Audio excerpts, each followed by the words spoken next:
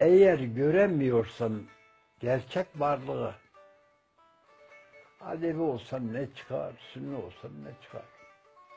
Sanat ettimse sahtekarlığı, dede olsan ne çıkar, hoca olsan ne çıkar?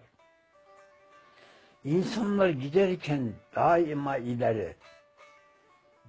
Bizler Türk milleti olarak neden kaldık bu kadar geri? Gelmedikçe cahillikten beriye. Aleviysen mi çıkar, Sünniysen mi çıkar?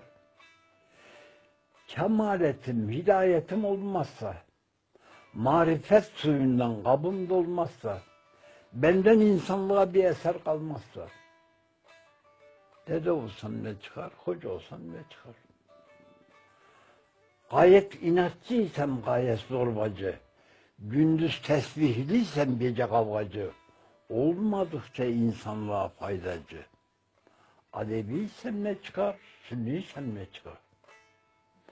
Daimiyim nefse galip olmazsam, ilme marifete talip olmazsam, ele, bile, dile, sanata sahip olmazsam, Alevi olsan ne çıkar, sanat, Sünni olsan ne çıkar?